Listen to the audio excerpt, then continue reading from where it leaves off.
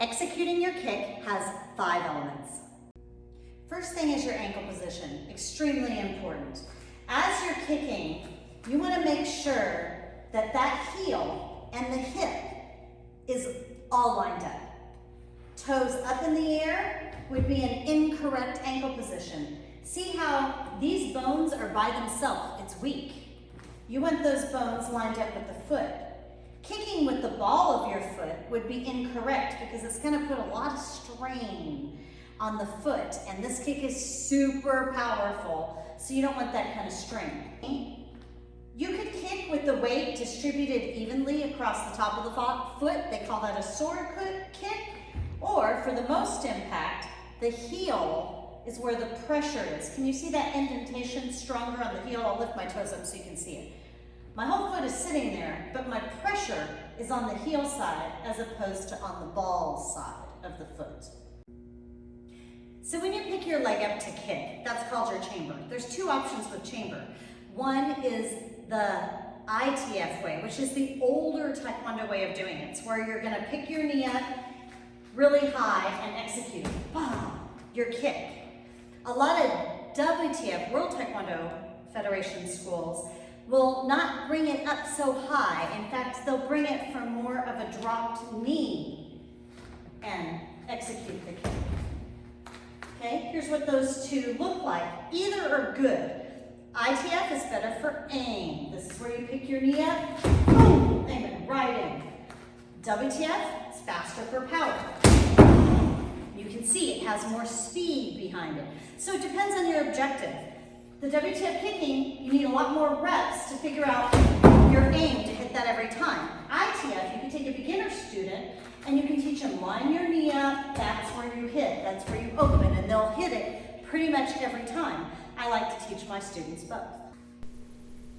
Let's take a look at some different chambers. Here's a lead leg chamber, a cross-stepping chamber, cross-stepping front angle, and a back leg chamber. Shoulder and foot alignment, another key element. So let's talk about how your shoulder and how your standing foot should be matched up to execute this kick correctly. Let's say I'm throwing a kick off my lead leg, that's my front leg. My toes, if they're facing sideways, I'm going to really limit my flexibility. Those toes need to pivot out, away from the target. My heel is going to face wherever I'm kicking or pretty close to where I'm kicking. My shoulder should go right over my toes, as an example. If I'm kicking from the back leg, my shoulder goes over my toes.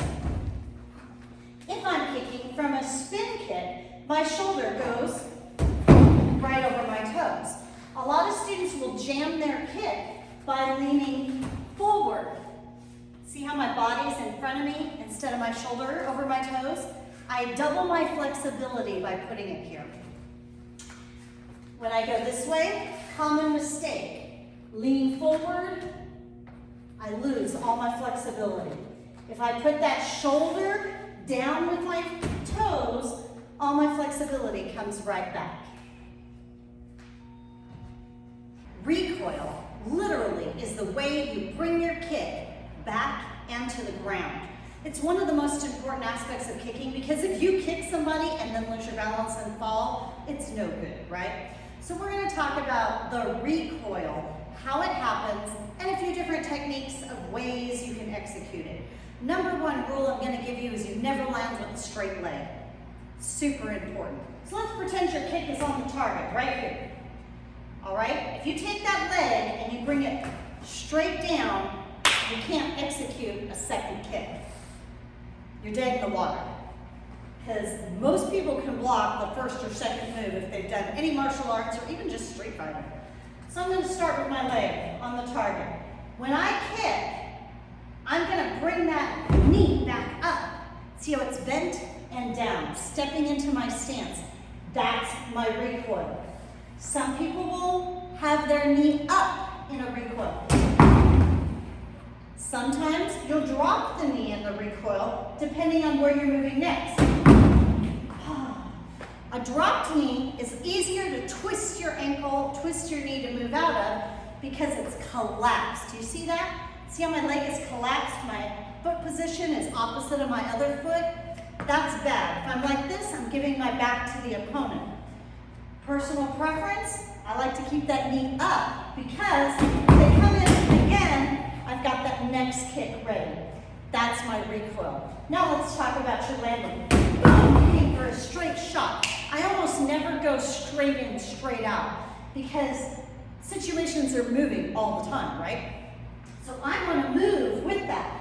Good skill to have is move to the left, move to the right. Kick, recoil, move behind. Kick, recoil, move in front. Kick, recoil, move behind. Kick, recoil, move in front. Kick, recoil, slide back. So here's my kick. I'm gonna go in and over. Change the angle of the fight.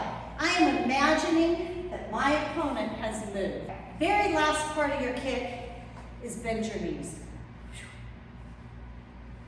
Bending your knees, if you're static, you can't move.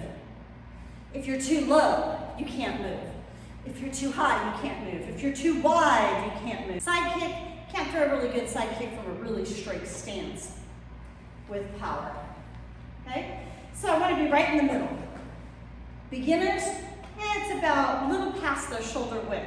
More intermediate students might develop some strength and a more open stance. So that will change the more you train. Me personally, I'm about a shoulder and a half is where my stance is, and I find that most advanced students have that. When you come back on your landing, you've got to have your hands up. Here, I'm kicking, boom, and back.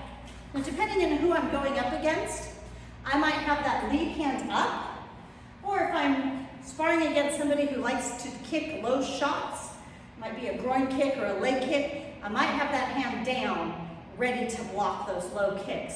So I'm assessing the situation, deciding whether I want this position or this position. Either way, got to have your head blocked, because I don't like getting hit in the head. All right, there you go. There are the 5 steps to executing great sidekicks.